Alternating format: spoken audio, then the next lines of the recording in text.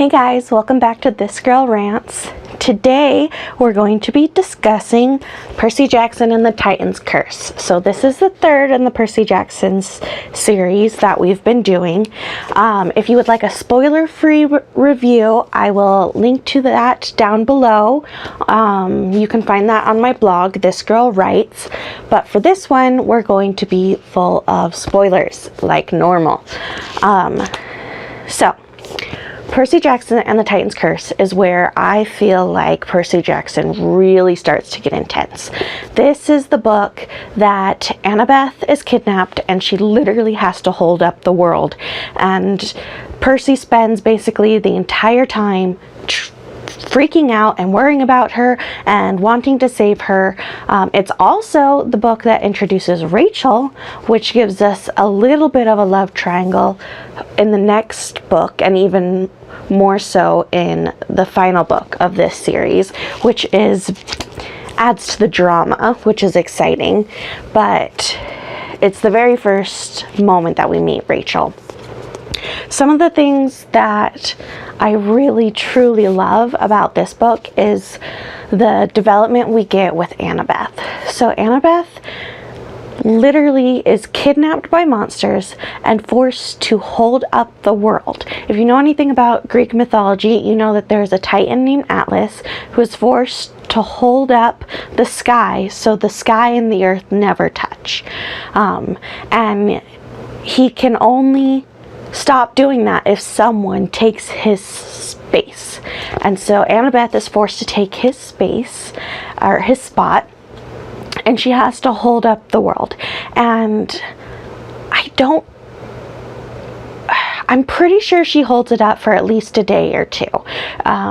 But just the fact that she's able to it all, like, it's hard for a Titan, an immortal being that was created before the gods, to do it. And so the fact that she, a half-blood, is able to do it for so long is, one, incredible. It shows how powerful Annabeth is. And then two, what makes that moment even more wonderful, in my opinion, is after she's released from holding up the sky, Luke, the guy who is the main antagonist besides Kronos in these books, the guy that Annabeth has had a crush on since she was like 8, offers her basically to join him and to be by his side forever and all that jazz. And after going through such a traumatic experience, she does not cave. She doesn't forget who she is. She doesn't allow the trauma that she's been through to define her in a way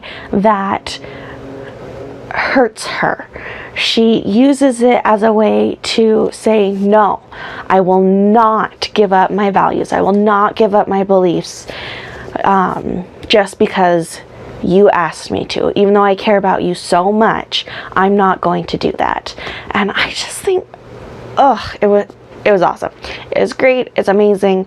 I think this book is probably, like, for the fact that Annabeth is not really in this book a ton, like, the characters that you actually follow are Percy and Thalia and Grover and Zoe and Bianca. So Zoe and Bianca are like knights of Artemis. So basically they're the maidens that Artemis gives immortality to be in her hunting party.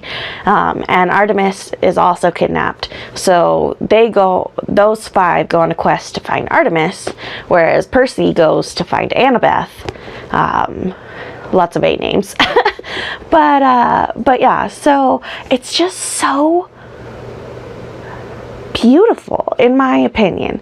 I just, the fact that you can see her so little and you don't ever have her train of thought, you just have the things that Percy witnesses, whether in dreams or in real life, and yet you still get to understand her character and her strength and her value, and you realize that she values herself and she's not going to let someone she once trusted, who has obviously gone down a dark path, twist her away from what she knows is right. And that just makes me really happy.